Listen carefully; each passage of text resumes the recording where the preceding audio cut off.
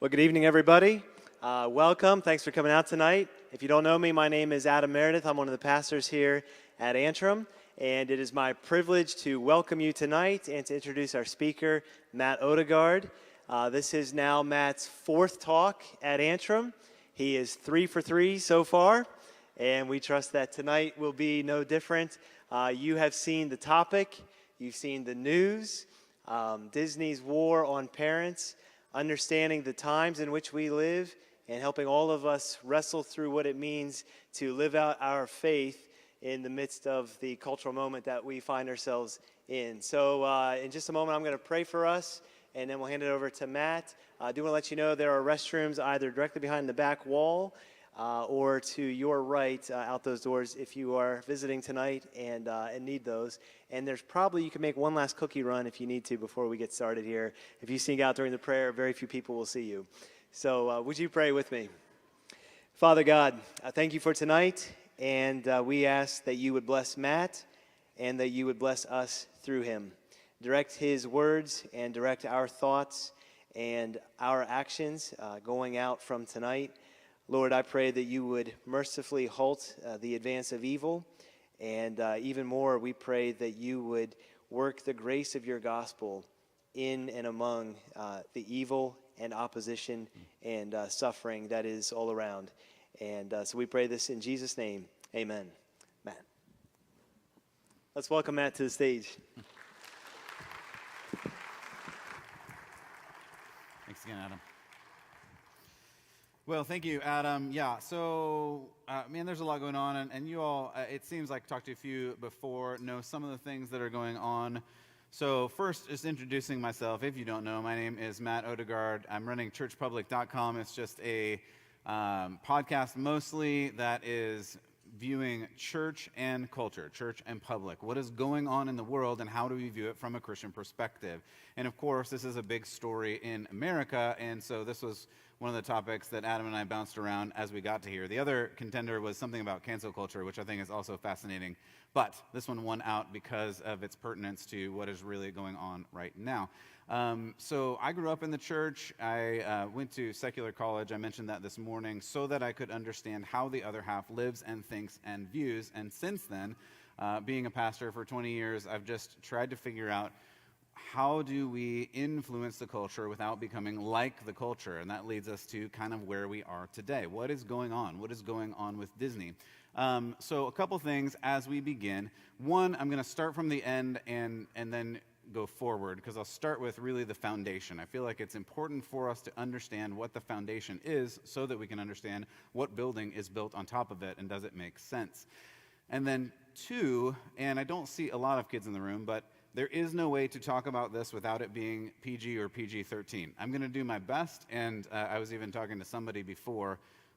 I have some video clips. I eliminated all the ones that were totally terrible, and I just don't feel comfortable showing in church. And these are not clips that I made. These are clips that people are doing. They're clips of teachers. They're clips of people saying these things in classrooms. So these things are happening across the country, basically everywhere, and there's no way to talk about it without describing it in some way. But I'm going to do my best, and that's a caveat. It's going to be clean. I hope you're not worried, but I have to say that at the outset, and just so that you know, this is what we're talking about, and it's not because Disney started it, but it's because we are where we are in culture, and we'll talk about that. So where I want to start, and really where it is it's the foundation that this culture has built.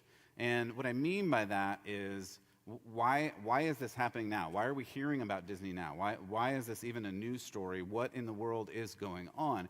And one of the answers that I have for you is that the mantra of the day is love is love. So this is just a slide. This is just a representation that says love is love. It may come up here in a second.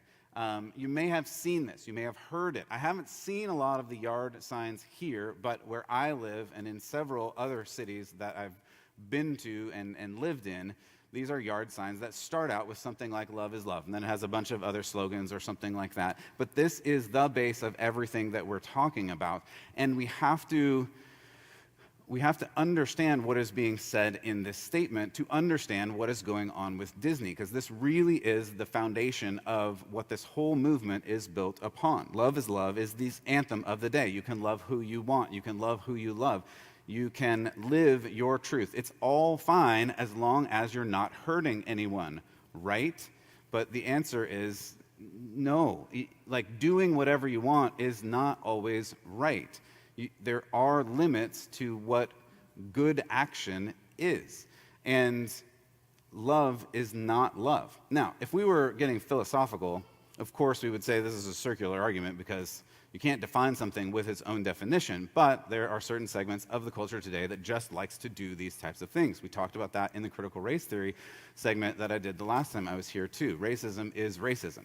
But you can't define something with its own definition. You can't define love with love, and you can't define your own truth. Now, I'm going to come at it from a theological point of view, because that's where I live and spend most of my days, and we would go to the Bible if we were theologians and ask, does the Bible have anything to say about love? And of course it does. Here's a good one. This is one that I think really speaks to what we're talking about, and this is out of Romans 12:9.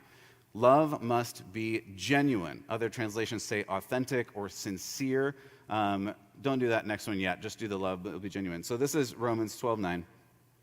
This is Paul writing this to the Romans some 2,000 years ago. And Romans is a really good book for us to understand culture, even today. His point in writing the letter to the Romans was to people like you and me. Again, as I mentioned this morning, if you were here, unless you went to really good Hebrew school, you don't know what the Old Testament God is like. You don't know what the Hebrews went through. Maybe you know some Bible stories, sure, but Paul wrote Romans specifically and intentionally for you and me, the Gentiles, the normal people who just come from the Greco-Roman worldview, which, whether or not you know it, that's where we come from. That is the essence of the republic that our founders started so long ago. And they married that with Christianity, in a sense, to build this foundation of some of the beliefs and some of the morals that we undergird our society with, or at least have until some time recently. Love must be genuine. Love must be real. And Paul knew, even then, 2,000 years ago, that love is not love. In fact, that love is... because there's so much make-believe love in the world. There is not genuine love in the world. That was true 2,000 years ago. It is true, I don't know, even more so, but it is definitely true today. There's all this definitional love, or love is love, that's not really love. And we've heard that over the past couple years as well, this love your neighbor type thing that we've heard all over the place, where I would say, I mean, we talk about this appropriation language. The Bible, the love your neighbor, has been appropriated to this place where we don't even know what that means anymore. Love your neighbor means do whatever I say you want me to do so that you make me happy, or something like that. But that's not what Jesus meant. Just that's another topic for another day. But it gets to this idea, what is really love? So why are we talking about this? Why did I start with love is love? This is the base for the whole thing. This is why Disney is where they are and why they're saying what they're saying. And we're going to look at that. I know some of you, as I talked to, saw some of the story of what Disney has done and is doing, and we're going to go through that. And I'm going to use their words, so you don't have to take my word for it. This is what they're saying, and I'll play for you some clips of what they've been saying and doing and proposing, but there's more to it, and Disney is just a symptom of what is going on in the culture. That's why it's coming out now, and we need to see what they're doing, because it is actually a really good illustration, but then we need to understand what else is going on and why it's really important for parents and children all over America, not just in Florida. So, what is love? See, the progressive left in schools and media, entertainment, politics, celebrities, basically everywhere, will tell you that love is love and you should just accept it, because the sooner that you accept that love is love and you can love anyone you want and you can be anyone you want and you can marry anyone you want, the sooner our whole society will reach paradise. And I'm not being hyperbolic and I'm not inventing something. This is the idea. The idea is if you all believe that love is love, and you believe that you can love whomever you want, and you can marry whomever you want, and you can be whomever you want, and you can change to whomever you want, if you believe this, we will actually reach heaven on earth. Again, that's not hyperbolic. That is the goal. The goal is, if we really all just imagine, to use someone's words from a couple of years ago in a song, we really will reach this place. That's the idea. And if everyone agrees with this, we'll get there. Which is why you see certain entities pushing back so hard when people say, hey, wait, something is weird in your definition of love or how you're teaching love.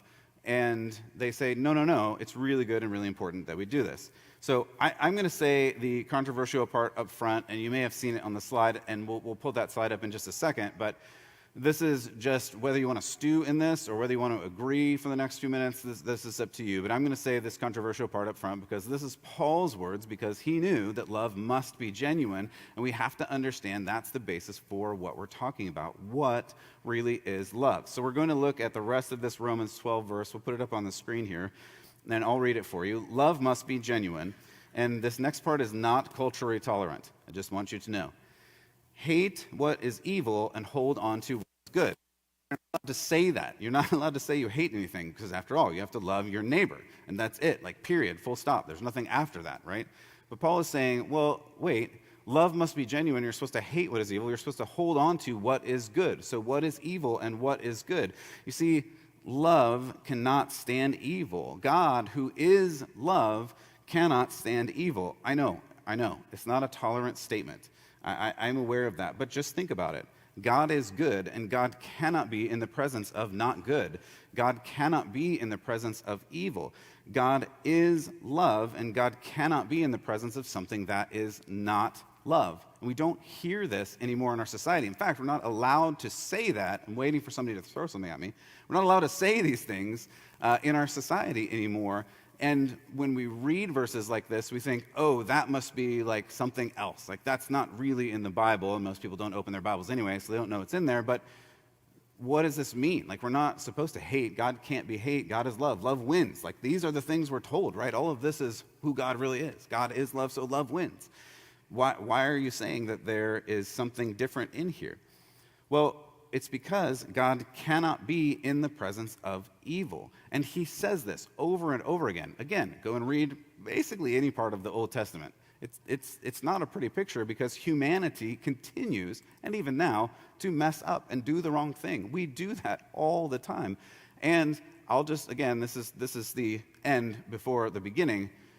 The good news, though, is that God is love, and just last week we celebrated Easter, we celebrated Resurrection Day, and the whole point of that whole thing is that Jesus came because another part of Romans, I don't have this on the screen, but for Romans 3, all have sinned and fall short of the glory of God. None of us are worth it, and none of us do the right thing. That's just the brutal reality of it. That's the bad news. But the good news is that God sent his Son, and that we are able to connect to him through this. So this whole culture is a little bit wacky, and we're going to look at Disney, and we're going to look at what is going on with this. But it's important to understand that a lot of what's really happening is that for whatever reason, if ostensibly we were a Christian nation at some point, we've moved on to something else. Secular humanism, Marxism, cultural Marxism, hedonism, a lot of different words. It doesn't matter. I can throw a bunch of those things out. But the reality is we just don't love God anymore, and we cannot, as a culture, have God anywhere near anything that's going on, which means anything traditional or traditionally Christian cannot exist in this culture according to the left and according to those that are waging war against parents and the rest of us. So that's the good news. Now, the bad news is this culture is out of control with pride and selfishness, and that's really the baseline. This is all just selfishness because it's the you do you live your life, you be you, live your truth. You may have heard some of these things, but these are the catchphrases that our students are told, and they believe it. And so they invent these identities, and they create these new realities from within themselves to satisfy themselves. And if you heard that, there's a lot of selves in that. And this is the thing that is as old as time. when we were in the garden, when Adam and Eve were in the garden, and it was, did God really say that? Why don't you figure out for yourself? Why don't you go your own way? I mean, it's the same thing over and over again. The devil is old. He's not creative. He doesn't do new things, but he's just old and really crafty. So we get this same thing over and over again. So now we get to the Disney situation. So remember, the culture says love is love. God says he is love. So Disney, why do you hate us? All right, we're going to look at this. This is just a slide of Disney, and I want to tell you my Disney story. I love Disney, and anyone who knows me knows that I have loved Disney. I grew up in Southern California, miles from Disneyland. I went there more times than I literally can count. Really enjoyed the movies, really enjoyed the rides, really enjoyed everything about it, the ethos, the adventure. I mean, when they adopted Indiana Jones in the 90s, it was a wonderful, wonderful time for me. It was a marriage of adventure and magic, and I mean that in not a literal sense of the word, but you've been a kid. Like, it's a very wonderful and exciting place, and we probably all went through some form of that, and if not, your kids probably have. And I have loved Disney for a long, long time. Now, it is also no secret that they've not been super family friendly for a couple of decades, ever since Walt kind of left. He did originally start this as a family friendly place. He went to other amusement parks with his children, and they were dirty or dangerous with crazy carny rides and all this other shenanigans, and not family friendly. And he wanted to create this family friendly theme park and environment and movies and places that us parents could be proud and feel safe having our kids in. That has obviously changed. So that's kind of my Disney story. And let's back up and talk about what happened recently that escalated this whole situation. Some of you know some of these details. I'm just going to review a bunch of them so that we're all on the same page as to what is going on here, because it's crazy. And I mean, even this afternoon, I was seeing that there's even more crazy town going, and we may or may not get to that, but it is ongoing, and it's quite a situation. But here's what happened, and we have to back up to the classrooms for just a second, because that's really where it comes from. It comes from the classroom, because you have a governor in Florida who I think has been doing fairly well. I don't live in Florida, so I have no skin in the game in that sense, but he was looking at what is going on in the classrooms, and some of us, as we talked in our CRT thing, and if you want to hear that, I think I've got a version of it at churchpublic.com. You can go back and listen to that from about a year ago. But many of us, saw as parents what was going on in the classrooms through all these Zoom classes. It kind of gave us a window into, hey, what's going on in our kids' school? And either we see something and go, oh, that's kind of weird that they're saying that, or we've also seen teachers making students sign forms or making parents pledge to not watch classes, which, by the way, no.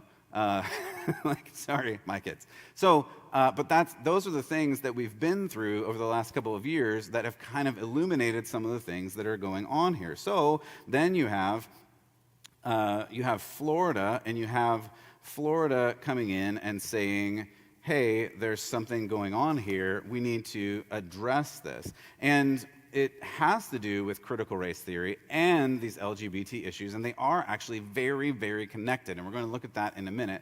But before I get to that, I want to say one more thing that's kind of a caveat, but really it's just something from my heart, and that is this, and that's why I started where I started with the love is love, that I really care, and it really breaks my heart, and you may or may not hear that right now from me, but it really does.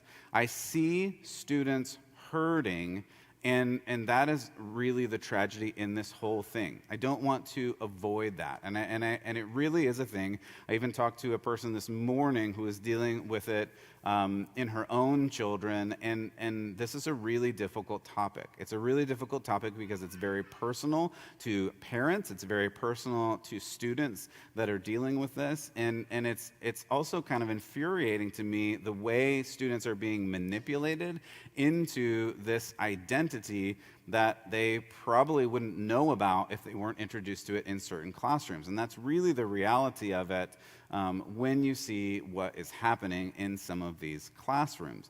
And so I want to express that one-to-one, and when I talk to parents and when I talk to students, like it really breaks my heart every time when I hear these stories.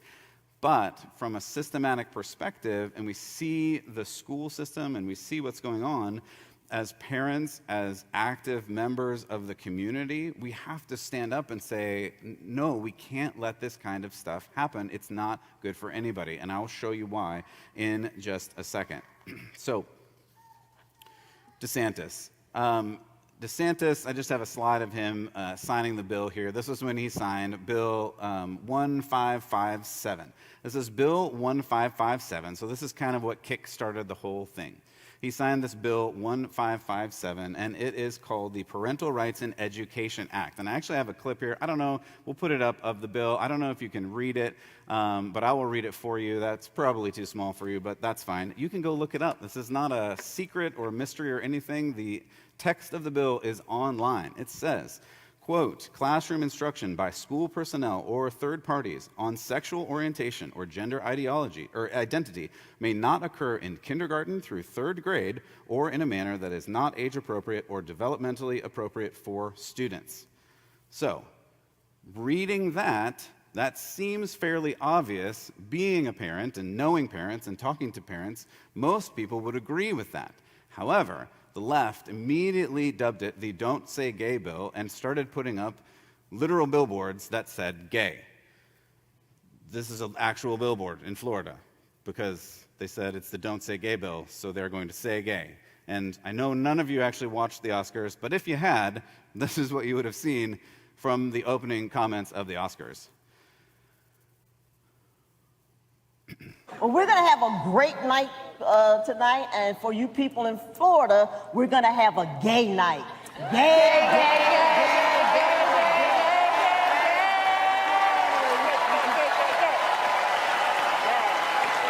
Yeah, that's another one. So the point here is, one, it is actually good marketing. You can just go to black screen if you want to.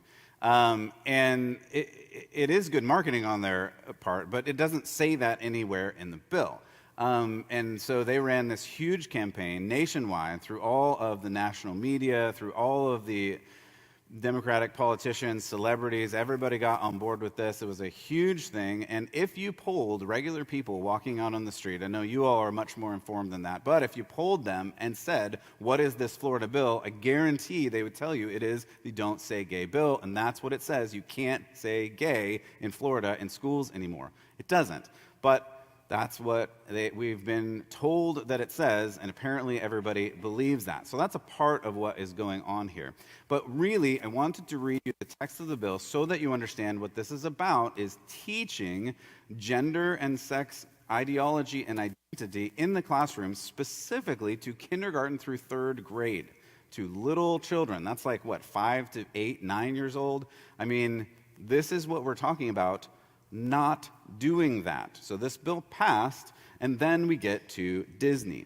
But before we get to Disney, there's just a couple things, because again, this story keeps unfolding. And one of the things that I think is super interesting that has identical parallels with critical race theory, as we talked about last time, is one, we're told this education does not exist in schools at all, ever, anywhere. And two, when we do teach it in schools, it's really super duper important that we teach it to the kids in schools. Anybody see that those are opposite things and they can't? Yeah. So, and I didn't get a chance to clip this, but Jen Psaki just last week said this exact thing. So it's not even me saying this. She was asked about this education in schools, and she said, what if Susie, this was her example, has two moms and has to explain what two moms are about? And she goes on to say, literally in this clip, you can go look it up if you want, then she says, but this doesn't happen in schools, so it's not a problem and you don't have to worry about it. Again, I feel like I'm taking crazy pills. You can't say both things are true at the same time. And the funny thing is, she flips it, because usually they say it doesn't happen in schools, but when it does, it's really important. But she said it does happen in schools, but it never happens in schools. Anyway, side point. But but that's the kind of issue that we're dealing with. Like, is this really good? Is it bad? What should we do about it? And so then we get to Disney, right? And this is Disney's war and why we're all sad and mad and disappointed in Disney. At first, I think it's very interesting that Disney does have a new CEO, Bob Chapek, and he actually was not going to do anything. He put out a statement that said, quote, "As we have seen time and again, corporate statements do very little to change outcomes or minds. Instead, they're often weaponized by one side or the other to further divide and inflame. Simply put, they can be counterproductive and undermine more effective ways to achieve change," which is actually a great statement. And if he had stuck with that, we wouldn't even be talking here about this today. Though, I will give you this other part of that first thing that he said that I think is actually telling. It's more telling, and we'll see this in a moment. But he did go on to say this. He said, the corporate affairs officer would be, quote, "reassessing our advocacy strategies around the world, including political giving." That's a side issue we don't need to talk about right now. As he begins to integrate the communications, public policy, government relations, and CSR, corporate social global teams. And then he says this: "We all share the same goal of more tolerant, respectful world. Where we may differ is on the tactics, and because this struggle is much bigger than any one bill, I believe the best way for our company to bring about lasting change is through," hear this, "the inspiring content we produce, the welcoming culture we create, and the diverse community organizations we support." So if you read in the lines there and you really understand what he's saying something that we'll see from their own videos in a moment, that he's saying the content they produce will actually do more to change our minds, and specifically, though he doesn't say it, our children's minds. Because as we're talking about Disney, the content's not necessarily for me or you, the content is for our kids. They're making animated movies for the most part. That's for the kids, right? So he's saying this content is what will change their minds and proliferate this ideology.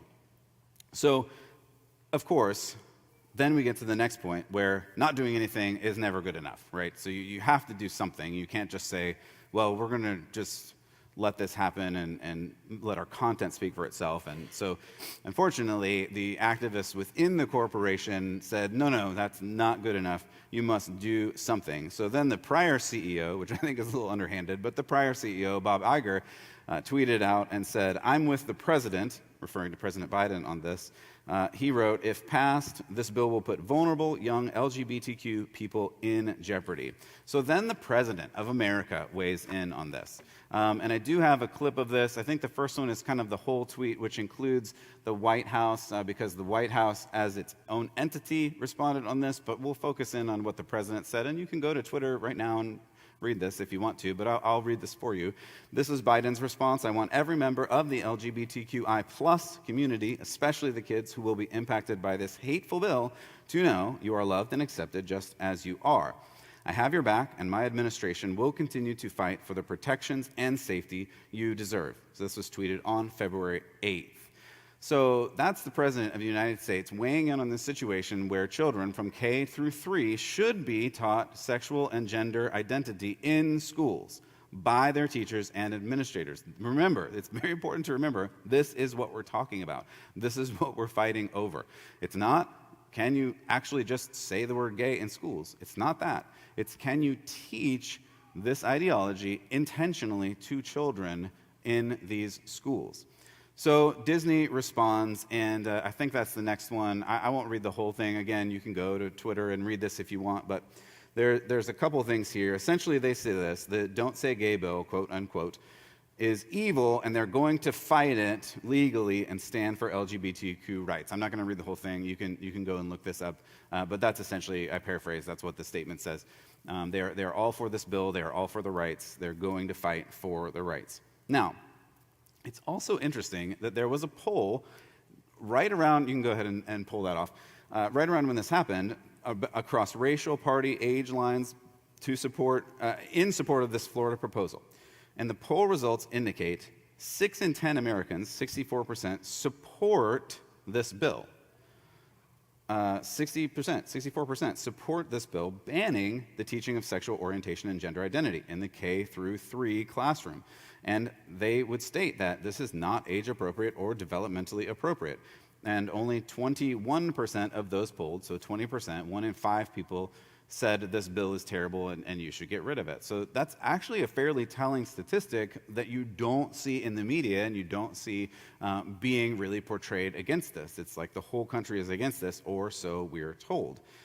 So then we get to some really weird and kind of creepy videos, and unfortunately I have to show them to you because I don't want you to believe me. I want you to believe the people that are behind all of this. So Chris Rufo, investigative journalist, uncovered some of these internal Disney videos where the people working at Disney say what their goals are and what they're doing in their programming. Again, this is Disney programming, animation aimed at little children on the streaming service. When you sit your kid in front of them and think, they're totally fine. Everything's going to be great. We're just watching Disney after all. It's fantastic.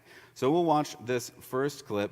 This is corporate president Carrie Burke, the mother of 2 children, and well, I'll let her describe her children. I'm here as a mother of 2 queer children, actually, one transgender child and one pansexual child, and also as a leader. And that was the thing that really got me, because I have heard so much from so many of my colleagues over the course of the last couple of weeks in open forums and through emails and phone conversations. And I feel a responsibility to speak, not just for myself, but for them, to all of us. We had an open forum last week at 20th where, again, the home of really incredible, groundbreaking LGBTQIA stories over the years, where one of our execs stood up and said, we only have a handful of queer leads in our content. And I went, what? That can't be true. And I realized, it actually is true. We have many, many, many LGBTQIA characters in our stories, and yet we don't have enough leads. So do you hear what's being said, right? First of all, it is interesting that there's 2 queer children, one pan and one trans and one pansexual. And again, these are terms you may or may not be familiar with. It doesn't, I'm not going to necessarily define them at this point there, but this is where you get into the letters, LGBTQAAIP. You even hear her change and try to figure out the letters, because the letters do change a lot. There's a plus on the end, as most people describe it, because there really is no end to the list of letters of what happens, and I don't make light of that. So hear me correctly, that it really breaks my heart that we're in this place, but this is what children are being taught in schools, and especially online, on social media, on apps like Instagram and TikTok and Snapchat, and they're being taught that this is the new identity. And we're going to look at the identity component about this in a moment, but the more important thing in the Disney conversation is that she says what we need to do is bring the LGBTQAAIP plus members of the animated movies to the forefront. So then you get this person who is Alan March, the Disney production coordinator, who talks more about bringing them to the forefront. So let's play this next clip. I've had the privilege of working with the Moon Girl team for the last 2 years, and they've been really open to exploring queer stories. And I'm on the production side, part of the work that I feel like I can put in is making sure that we take place in modern day New York. So making sure that that's an accurate reflection of New York. So I put together a tracker of our background characters to make sure that we have the full breadth of expression. And we got into a very similar conversation, Carrie, of all of our gender nonconforming characters are in the background. And so it's not just a numbers game of how many LGBTQ plus characters you have. We got the further, the more centered a story is on a character, the more nuanced you get into their story. And especially with trans characters, you can't see if someone is trans. There's not one way to look trans. And so kind of the only way to have these like canonical trans characters, canonical asexual characters, canonical bisexual characters is to give them stories where they can like be their whole selves. So let's be very clear about what we're hearing. So in an animation, this producer admits that you cannot tell what a trans character looks like because a trans character looks like whatever they're trying to look like, male or female. So the only way to bring this character into the forefront is to write scripts so that you understand what this character is going through. And the only way to understand what a trans character is going through, for instance, which is, in their words, a sexual identity or gender preference, depending on the day and the language. So kids watching animated shows are going to hear about the sexual and gender identity of a trans character in an animated show. That's what we're hearing. That's what's happening here. So this is what Disney is planning, proposing. They said in other areas they want to increase to 50% the LGBTQIA plus characters and racial minorities in the next year or so. Another member, I won't play this clip for you, you can go and find it online if you want, but LaToya Raveneau, who is a biromantic asexual herself, has been making inclusive content on the Disney Plus show called The Proud Family. You can turn on Disney Plus tonight and watch The Proud Family if you like. I don't recommend it, but you can. Someone had mentioned this before. I had this in my notes as well, but they have removed from the parks. Again, I mentioned I really like going to the parks. They've removed, and I remember this many, many times, good evening, ladies and gentlemen, boys and girls, right, to dreamers of all ages, something like that. That's all gone. Now it is just good evening, dreamers of all ages, because we don't want to alienate anyone who doesn't identify in the other categories. So that's what's happening here. And then, of course, I think I'd have just a slide for this movie, but in the Buzz Lightyear franchise, if any of you have kids, that have grown up in things, Buzz Lightyear, huge part of my kids growing up, and so that franchise has just continued on and on and on and on. There's a new movie coming out called Lightyear. Initially in this movie, the Pixar Corporation or someone within it had said, you can't include this overtly sexual innuendo, but because of this whole Disney thing as payback or whatever, they're going to include a same-sex kiss at the end of this movie, again, in response to Florida and DeSantis and the quote-unquote, that's not in the bill, don't say gay. So that's what's happening there. Now, here's the line that I want to draw for you. I think this is important for us to understand. Disney is not the problem, really. It really isn't. It is a problem.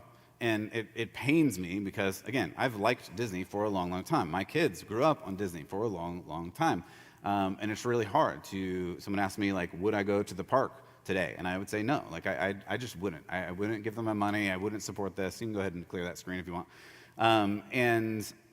It's really hard to say that, but we have to make sense of this. I even saw online in the last couple of days, someone was tracking, they lost somewhere in the $41 billion range or something like that over this whole deal. And that's something. Now, they're an enormous corporation and backed by some enormous money as well. And whether or not that actually hurts them, I don't know. But my point is that Disney is not actually really the problem here. The problem is the bigger problem that we even talked about last time, and it is the problem of how our children are being taught. And so I have to backtrack and go into critical race theory for a moment just to understand this whole spectrum. And it really is a spectrum. It really is to use a big word, pedagogy. That's the way that you teach something. It's the study and the implementation of teaching. And the way that things are taught, these are the two things in general that are taught to students without being in curriculum, without being overtly stated most of the time, but are present in almost everything, including, as we just saw over the last week or so, some math problems in Florida and probably other places. Math, yes. Math has to include race and gender. Okay, all right. So CRT. This didn't start with Florida. It started with critical theory at the beginning of the last century in America. And I'm not going to get into the history again. I've got some resources on my website at churchpublic.com if you want to know a really boring history of critical theory and how it started and how we got to where we are, if you are interested in punishing yourself and learning all of that information. I will spare you that tonight. The important thing, though, is critical theory is a deconstructionist ideology that takes things apart and then puts them back together in a different way. So it takes apart this westernized ideal and this Christian ideal of you can work really hard, you can have morality, you can have good values, and especially in America, I mean, that is the American dream. You can work as hard as you want to and succeed as much as you're willing to work on it. That is not what critical race theory teaches. It teaches that based on your skin color, you either are going to be oppressed for your entire life and you cannot get out of it, or you are an oppressor for your entire life and you cannot get out of it. You don't have to believe me. You can go read Derek Bell or Kimberly Crenshaw or now Robin DiAngelo, or you can read Ibram X. Kendi. There are a ton of resources where they say these things in their own words. This isn't me saying these things. Now, I don't believe that's true, and in fact, I think it's antithetical to the gospel, and I could point to a myriad of different scriptures that show that God hates that kind of partiality. We're not supposed to judge each other based on what we look like, period, full stop. Whenever we see that, we should be totally incensed and enraged because that's not the way we're supposed to treat other humans at all. But this is what critical race theory teaches, and it is being taught in classrooms to young students, 100%. And I'm not saying in every school, I'm not saying every teacher does this, but I went through this the last time, and again, I'll spare you all of the details, but I even asked my wife, who 20 years ago was educated as a teacher, about this book by Paulo Freire, The Pedagogy of the Oppressed, and she had to go through this book. And this book is a classic text that teaches you how to teach critical race theory without saying the words. And this gets back to the thing that we said earlier. Critical race theory is never taught in schools. It doesn't exist. But when we teach critical race theory in schools, it's really, really important, and everyone needs to learn it. I'm telling you, these are the two things you hear out of both sides of everyone's mouth who talks about this. It's maddening, and if you're starting to glass over like that, that's why. It really is intentional. It started mostly in Harvard Law School, so you get the idea. Some really, really smart people invented all of these words so that when they tell them to you, you just go, I don't really know what you're talking about, so yeah, okay, let's do that. And that's really where we get to. But this is where it gets. And it didn't even start, it started with critical theory, but it progressed through, and it progressed through feminism that told women they didn't need men, or that they could be exactly the same as men. And then it led to on-demand abortion, because if you have to be the same as men, you have to be able to not be pregnant, which leads to Roe v. Wade.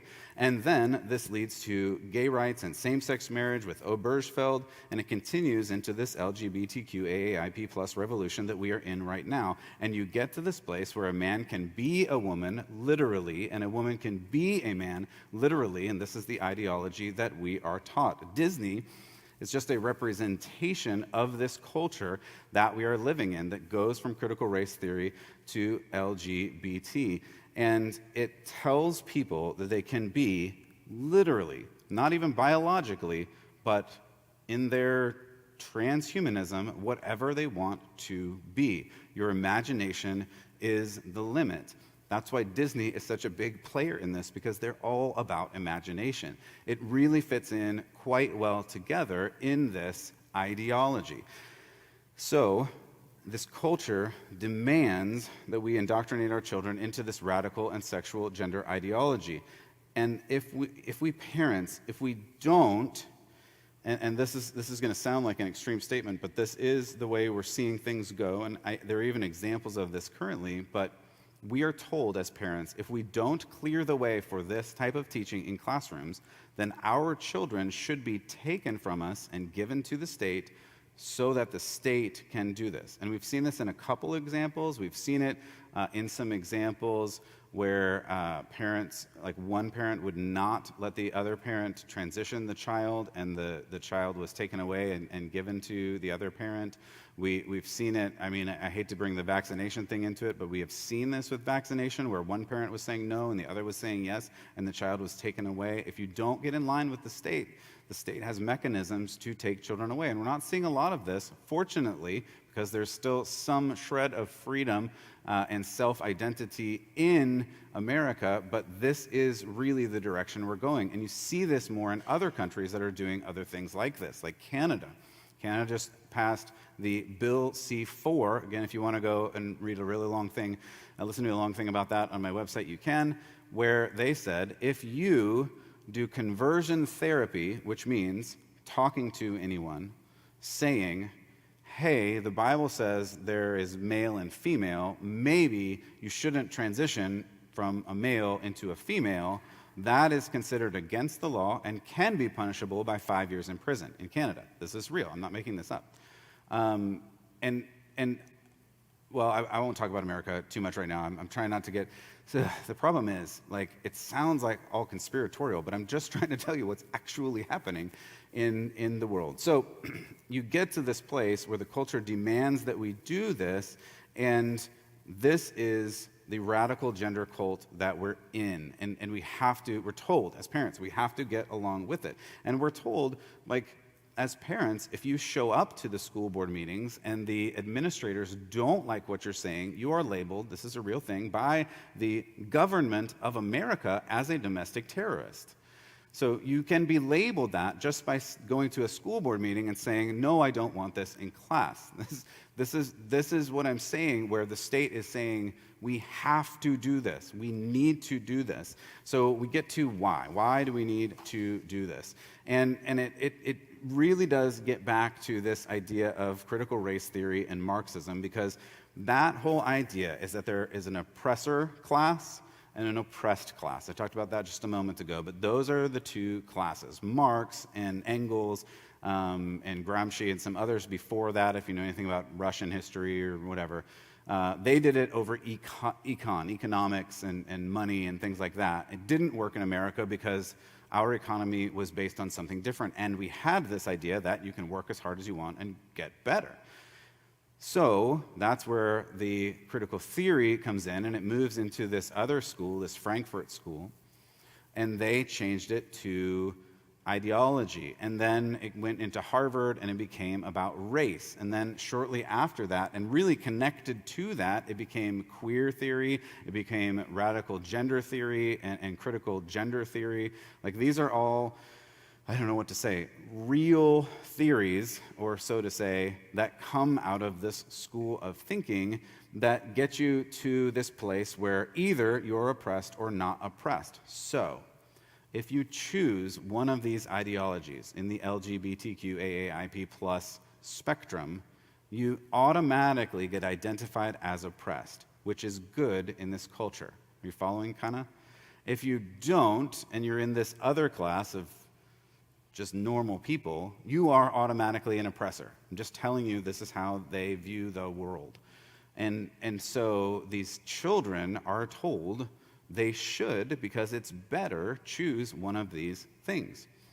So critical gender theory, which now is just LGBTQ, etc., and it's the same theory, and you substitute gender and sexuality instead of critical race or instead of economy, and this is the way they do it. And if you're sitting there confused by this, then they're doing a good job, because it really, I think, is designed to be confusing. It really, really is.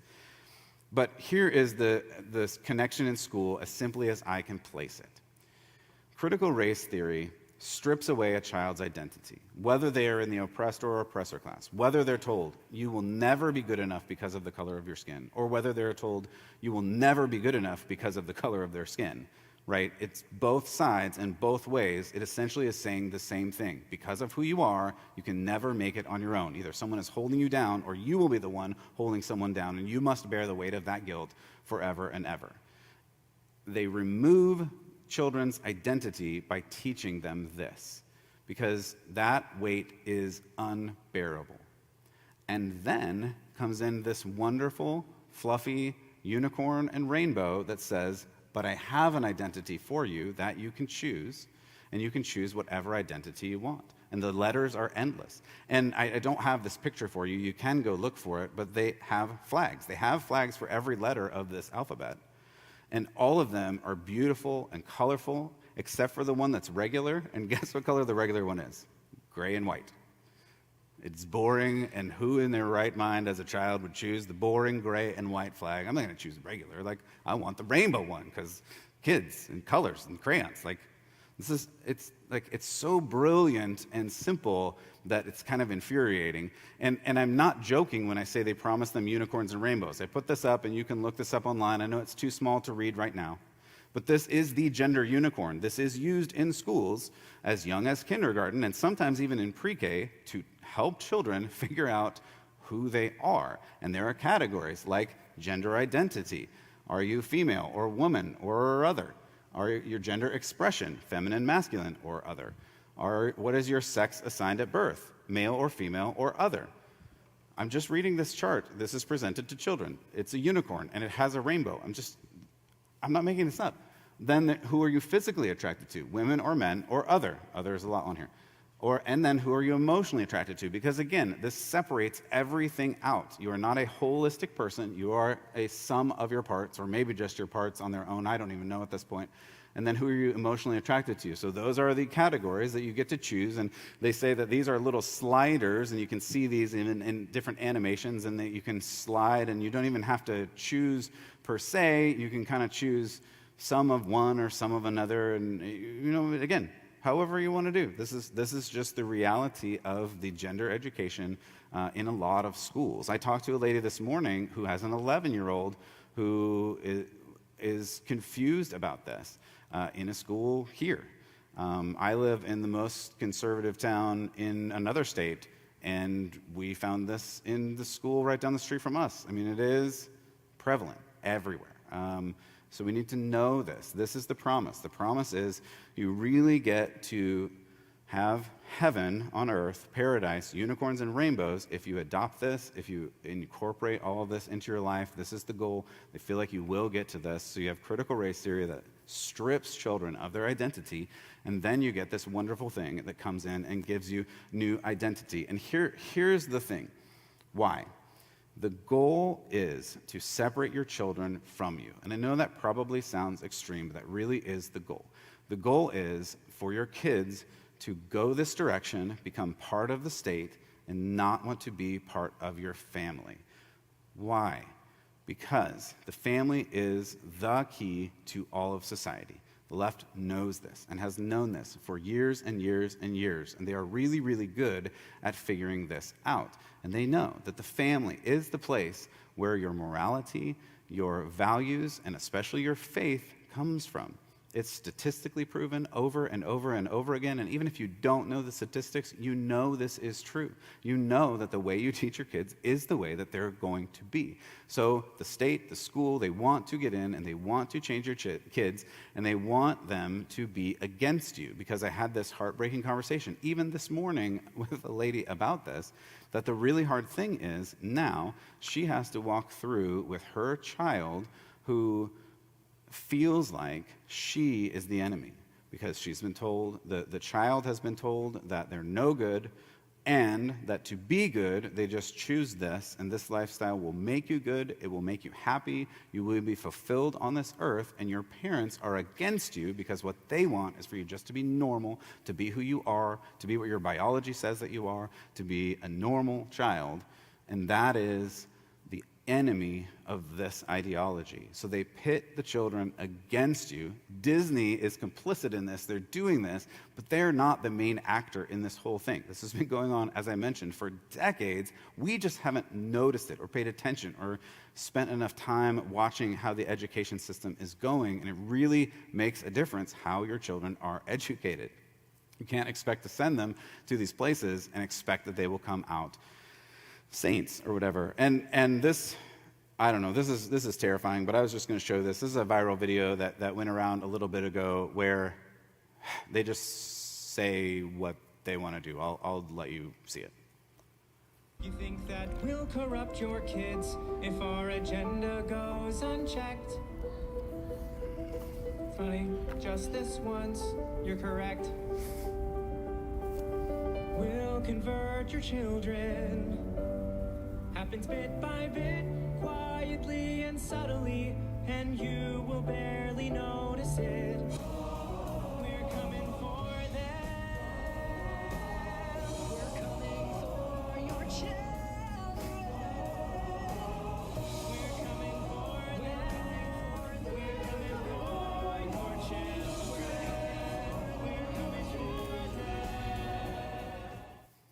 So if you didn't understand what they're saying, they said, you think we're just trying to convert your kids and corrupt your kids? Well, yes, we are, and we're coming for your children. So that's what they were singing about this. This is the, I believe, Gay Men's Chorus of LA or something like that. And of course, they put out a statement that said, haha, we were just kidding.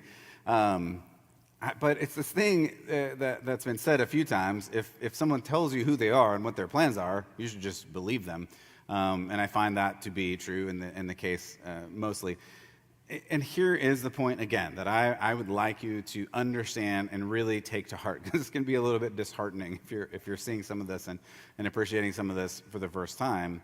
The natural family is the place where society grows the best. That has always been the case. And as a pastor, as a theologian, that's the best biblical foundation too. I know not everybody in here believes that, but that is just the reality of it, whether you believe it or not. The family is the building block of society. When you build your family, when you build your values based on your value system and especially on your faith, and you give that to your children as a gift, it promulgates that through the rest of society and through generations. That's how it has worked literally for all of time. And now we're in a weird situation where the state, represented by the schools and the school districts, and don't hear me wrong, there are fantastic teachers out there. But there are teachers who, whether they know it or not, are going along with this. I even read a couple of quotes from teachers that said, I was told to teach these things, and it felt weird, but it was in the curriculum, so I just did it. And I kind of understand that, but also I just happen to be, you probably can see that I just happen to be a very moral person, and I just always have been, and that would feel wrong to me. And if I know something is wrong, I'm not going to do it just because someone tells me to do it, but that's me, and I know not everybody, I guess, has that kind of internal constitution. It's just something that God gave me, and it kept me out of some trouble in high school. But it's mind-boggling to me that a teacher could say, well, I know it's wrong, but everybody else is doing it, or they told me to do it, or whatever. And so, again, I know there are great teachers out there. There really are great teachers out there. And some teachers are less great. We'll look at one in just a minute. And this is the part where I have clip after clip after clip of teachers who are not great and who are 100% doing this on purpose, specifically with the intention to convert children. There are a lot of clips, and there's this controversy about, I'll just go ahead and say this. You're a safe crowd, right? There is a controversial website and social media account called Libs of TikTok, which sounds weird, and some of you have no idea what that means, and that's fine. But what they have done for the past year and so is post mostly teachers doing and saying this type of things in their classrooms. And they got banned from Twitter because of hate speech, because they were posting people in their own words saying what they were doing in their classrooms, which tells you something about social media as well, but that's a talk for another day. Go Elon. Anyway, there's a whole, some of you know. Anyway, talk for another day. But this is my point. The natural family is really, really important, and we need to protect and help the natural family be as present as we can, a mom and a dad and children, and figure out how to encourage that and incorporate that in our own families, in our grandkids' families, whatever, or in our friends' families. However we do this, we really need to point into that. And you can say, you can look at the state and its arguments against the natural family. The Great Society is a great argument against the natural family, where it's paying people more to be single parents than if they have two parents. And there are so many government programs that help you to have less natural family in your life. And the government wants this because they know they get your children, and then your children grow up, and then they vote more, and then you get more. It's not complicated, but this is the long game that they've been playing for a long time, and now we're in the place where culture is reaping the, I don't even want to say benefits, consequences of this, I guess is a better word, and that's where we're at. This is all about faith. It really is all about faith. This radical LGBTQ, AAIP plus agenda is operating like a religion. You have to follow along or you are banished from social media, you're banished from society, you're called a domestic terrorist if you show up to the school board meetings. Like, they have to protect this, and they cannot protect it with truth and facts because there are no truth and facts to back these things up. They have to protect it with bullying tactics and strong-arm tactics and big corporations like Disney coming out against Florida and whole states and saying, we're going to fight the state over this, and we're going to make you indoctrinate our children. I mean, that's the argument that we're talking about, which sounds kind of ludicrous when you say it out loud, but this is the argument that they're making. This is the argument that the administration of the United States of America is making publicly. And that's where we get to this you really have to call it like a cult of ideology, this cult of gender theory, and this is where we are. And if you don't believe that, you get to this. I'll show you this picture, which most of you I'm sure know, where one of these ways, one of these paths of religion leads to, you can go ahead and do that next clip if you have it, or the next video, picture, sorry. And it leads to a male swimmer on the UPenn girls swimming team beating every record and not allowing even the chance of any female swimmer to place. That is the path that this leads to, because you get to invent whatever you need to invent for you to succeed, because it's, as I started with, it's all about you. It's all about self. It's you be you. Live your truth. Do whatever you want, as long as it's not hurting anybody, right? Well, that's where we get to this place of, I feel like that's hurting somebody. And maybe you don't see it. And maybe you don't see it in every situation, but that doesn't mean doing a wrong action is right if no one knows it. That's where we get to the other path. The other path of faith is you do the right action because it's the right action. It doesn't matter who sees, it doesn't matter who knows, it doesn't matter what the outcome is. You do the right action because it's the right action. And that's the gospel. That's following after God, that you just should do the right action because it is right. But our culture isn't saying that. They're saying, do the action that we want you to do and do the action that we tell you is right. You can go ahead and clear that slide. Because this is a religion, it's a cultural religion that mandates you adhere to it, and it is the oldest religion in the books. It is the religion of self. It is the idea that yourself is the highest idea, and it's making, in theological terms, yourself an idol or a god, however you want to look at it. You are the center of the universe, period, and so you orient the rest of the universe around you. And the teachers that are doing this, and the teachers that are indoctrinating children, and the teachers' unions, and the curriculum writers, and the Department of Education, and the very administration of America are pushing this because if they get people going this direction, then they can do more of their radical agenda. And we're told, again, that this gender theory, along with CRT, is not taught in any schools, but when it is super, super important that we do teach it in schools. And so, since this is not taught in any schools anyway, one of the things we've seen since this bill came out is many, many Florida teachers are quitting because they can't live in the situation where they can't teach this in their classes.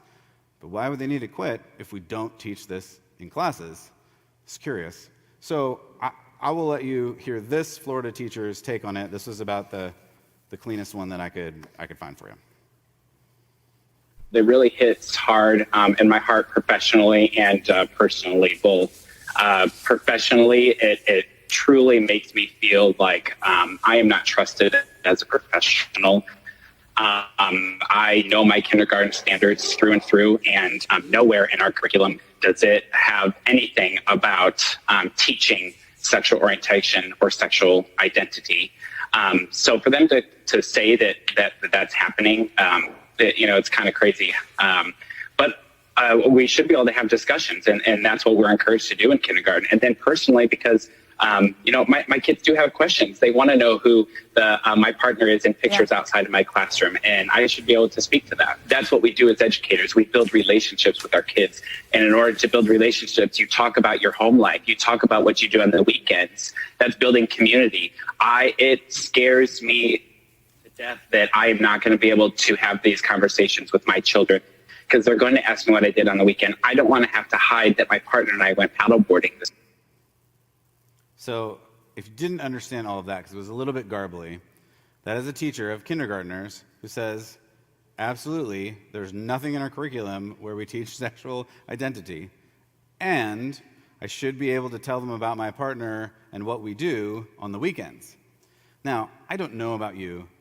I kind of don't remember any of my teachers' names. I thought they only existed at school. I thought they didn't leave the school ever.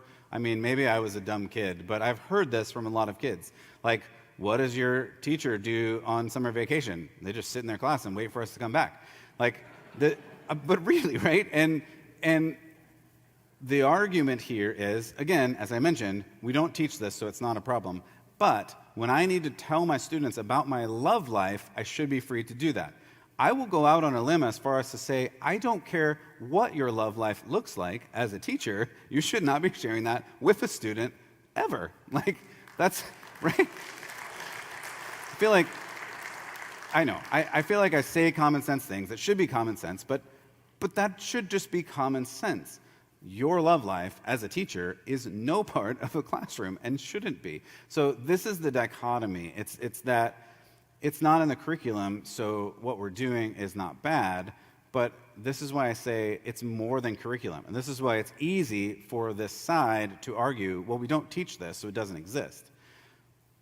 But you are, because teaching is not just what you say, it's how you say it, it's when you say it, it's what you don't say, it's the other things that you say, it's talking about your love life apparently. Like, these are not classroom things, and yet, as parents, either we have looked the other way and just said, I guess the public school is great and just take my kids. There was this idea, I hate to give you Latin because I try to keep my words as simple as I can, but in loco parentis is what we used to say as parents, in place of parents, in loco parentis. That's what this was supposed to be when schools were started in America, in place of parents, which meant as a parent, I give you, the teacher, the right to educate my child in the way that I see fit because you are acting in loco parentis, in place of me as a parent. And now we're at a place where, and I didn't even clip any of these, but there's a lot of them where the teacher says, I am educated, or something such, right? I'm educated, I went to the schools, so I know what's best for your child. You are the parent, you didn't go to school, you have no idea what your child needs as far as education. I'm sorry, I have to laugh. No, sorry, that's not how this works. Like, so I'll talk to it first from common sense and then from biblical. So common sense is, no, my children are my children, and I actually have the right to raise them however I want, and the state doesn't get to tell me how to raise my parents. That's really the fight that we're in here. The biblical view is God gave these children to me in my care for as long as I and my children are alive, and I am tasked with the responsibility, hear that weight, responsibility of raising them right. That's actually my responsibility as a parent. I am tasked with that and actually will be, if you hold the biblical value, held accountable for how I raise my children by God in the next life. So it's a really weighty thing to give that up to a teacher and say, yeah, whatever you want to do is fine, and if you want to tell them about your love life, that's fine. And I don't say that for guilt or shame. I just say that we have been a little bit apathetic. We've been a little bit lazy, perhaps. We haven't really paid attention. This past Zoom year has said, oh, what is really going on in these classrooms? And some of us are starting to say, I don't think this is doing what you think it's doing. Or maybe it is, and I don't like where it's going. And so parents really have to step up, and I want to give just a couple of points and how to do that in a moment, but I do want to give you this last chart, and we'll close up here in just a few minutes, but here is the real tragedy, and this is kind of what I started with and where I want your heart to be, and that is this chart that I found that details hopelessness. So I think we have this here, and I know you can't really see it, but I'll describe some of it, and this is a chart of hopelessness, and it surveys a lot of different areas, male, female, white, black, overall, and LGBT. So this is hopelessness in students, right? So this is a very important metric, and many of you have probably heard some kind of anecdotal thing or seen some statistical thing that we have the highest depression, highest anxiety, highest suicide rate. Like, these are all true things. This is a little bit different take on it because the question was something like, do you feel persistently sad or hopeless? Right? That's a terrible question to ask a student. And you have male and females a little bit higher, which, I mean, I hate to say that makes sense, but I have a daughter and she has a couple more emotions than my sons do. Right? I know I'm not a biologist, but this is what I see. All right. Anyway. Okay. Sorry, I couldn't help it. All right. Okay. But the thing that I want your heart to feel is this top one. And so even if you can't read the things, the one on top is the one that I want you to see. And the years go in starting on tracking on this, and kind of in the middle is 2015, and then it goes up through 2021. So in 2015, in the LGBTQ community, it still was high at 60% of hopeless, sad and hopeless. Like, that's high, and that is tragic. And that's why when people say you get unicorns and rainbows, I don't believe it, because I don't see it. I talk to students, and I don't see them happy. I see them promised happiness, and I see all of this permanent hormone and gender and physical transformation that is promised to solve all of their problems, and I don't see that happening. But what I want you to see is where it goes in 21, up to 75.7% are saying they are sad or hopeless persistently. That is what really hurts me and hurts my heart, because this is being done to children, and I want us to care enough to do something about it. Now, the culture is not going to like you doing something about it, because we're told that we have to go along with this, or we get pulled off the social medias or kicked out of work, perhaps. If you are on a college campus and you say or post that a man is a man and a man is not a woman, you can be chastised and even kicked out of school. This is a real thing. So there are consequences to saying right is right. There are consequences to saying truth is truth, but I think it's really important because this culture is hell-bent on destroying this next generation. Parents, leaders, men, women, we have to stand against this. This increasing hopelessness, these ideas about identity and sexual immorality are poisonous. They are poisoning this generation, and this explains why this LGBT community is hit the hardest. There's even a recent Atlantic article, I didn't post it, but it asked the question, why American teens are so sad. And it came to a lot of conclusions. I actually don't think any of the conclusions are right, but the fact that a leftist organization like the Atlantic needs to write an article that says American teens are really sad, period, shows that something is going on, and the answers this culture is giving are not answers that are helping this problem. So I do want to just give you a couple of things of what to do, and this is going to sound really common sense, but this is the best I got in the cultural climate that we're in. First, I would say parent. I think it's really important. I think it's really important to parent, and I know that should sound obvious, but what that means is everyday parenting, and that means not sitting on the couch and never talking to your children. That means asking your children what is going on with them, asking your children what they're learning in school, if they have to go to public school. If you can get them out of public school, I might suggest that. Don't say I told you so, but there is some problems in there. Anyway, you just need to parent. You need to have conversations that are weird and awkward. I can tell you at my dinner table with my 4 children, we have super duper weird and awkward conversations.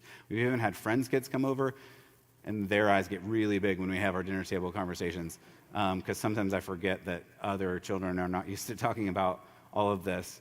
But one, we shouldn't have to talk about this before children are mature enough to understand. That's really the bottom line. They should be protected from this. Unfortunately, they're not, especially if they're in these schools, in social media.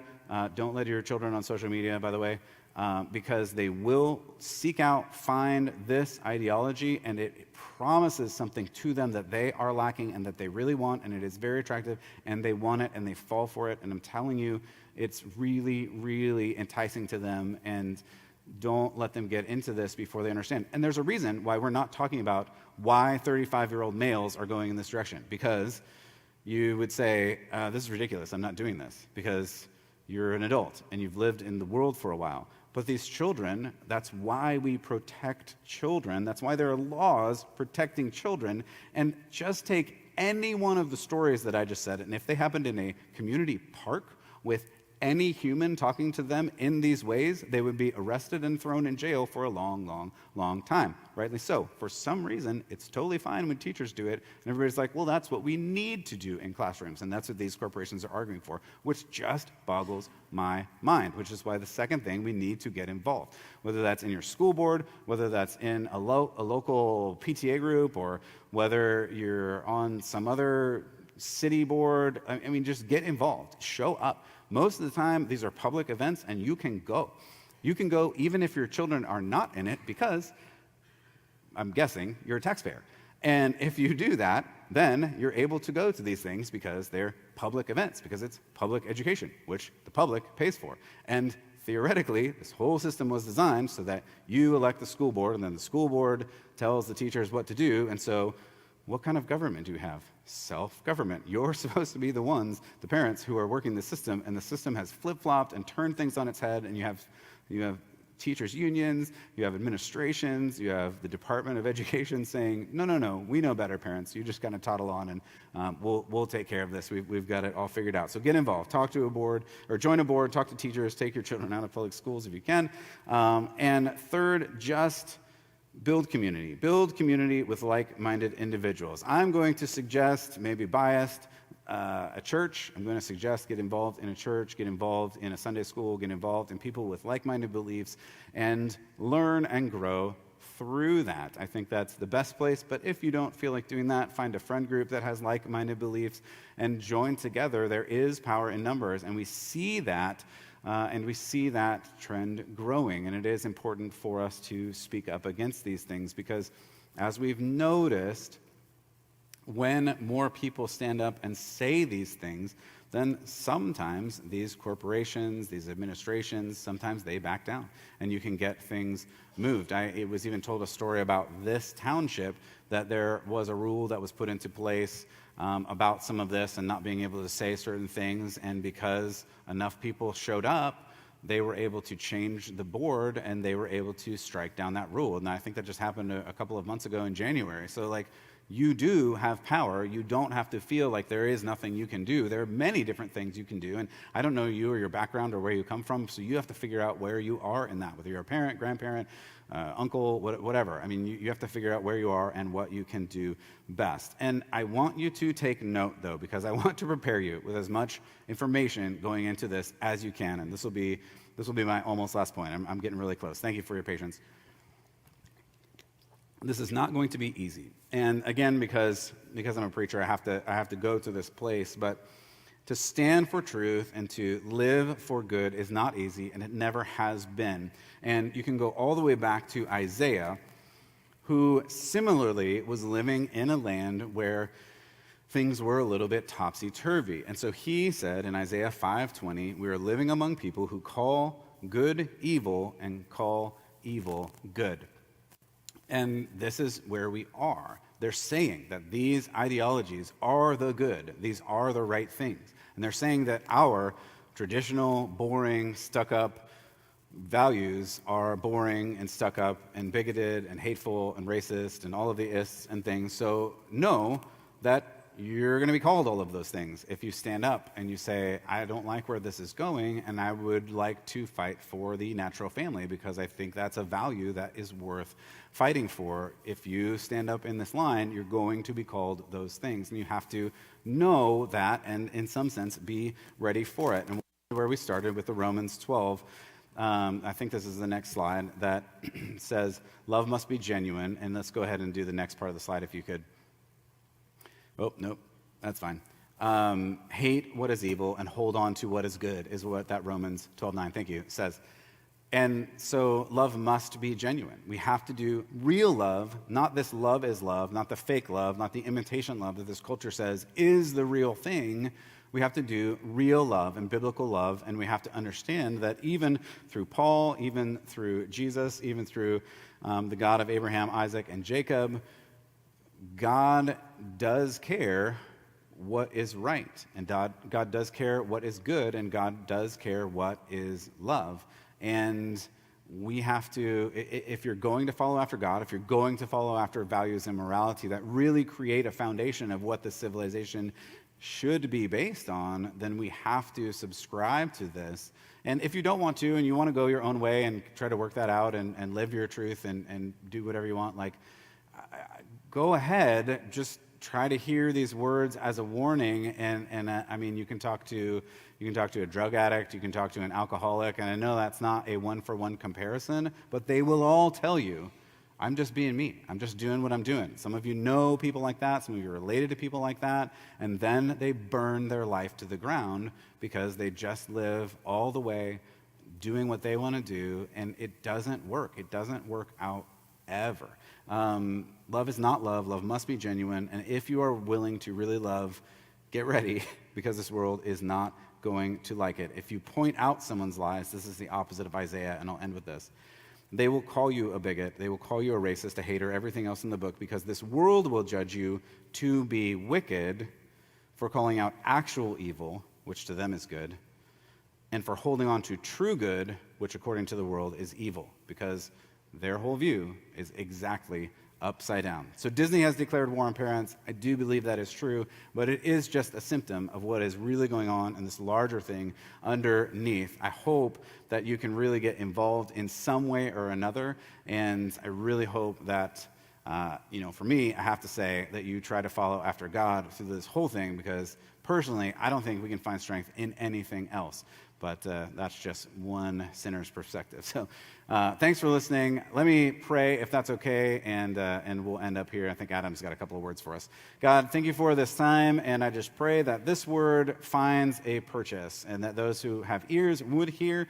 I pray that this gospel lands, and it lands in hearts that are cultivated and ready for you and for your real love. I pray that we can recognize when we see lies, when we see things that are not right, and we can actually have the courage from you to call them out and to call lies lies and to stand up for truth wherever we can. And I know that's not an easy road, but I pray you give us the boldness and courage to be able to do that in the Lord Jesus. Amen. Amen. Let's give Matt a round of applause. Matt, thank you. A lot of great stuff there, as always. And if you don't know my family, our oldest is kindergarten age, so we are right at the early end of coming in all these school dynamics. And I won't go into many illustrations myself, because you'll get a second talk tonight if I get going. But back when the parental rights bill was being passed, one of the graphics that was being passed around on social media that my wife shared with me was a pie chart. And you picture the pie chart, it was 95% or more blue, and then one little tiny slice was orange. And the title said, "Acceptable Reasons for Teachers to Talk About Sex with Kindergartners." And then for the blue section, it was 0. And then for the little tiny slice of orange, it said, "Also 0, but in orange." And that's, like, our son is 6. There is not a chance that we're having some of these conversations, much less entrusting them with somebody else. And appreciate you mentioning this has been going on with Disney for much longer. It's become egregious in the last couple of days, weeks. But I think back to some of the movies that we watched when we were kids. The dad with rules is the restrictive meanie, who's always the second-tier bad guy underneath the villain himself. They'll let it go. No right, no wrong, no rules for me. It's just that self-actualization message now on steroids. So our prayer for everyone here and for our community is that we would wrestle through our purchasing power before the Lord in community and in stewardship, and that we would get involved and be agents of salt and light and change, as Matt challenged us here at the end. So thank you. Come up, talk with Matt if you wish. Churchpublic.com, Church Public Podcast. Thanks, everybody, for coming.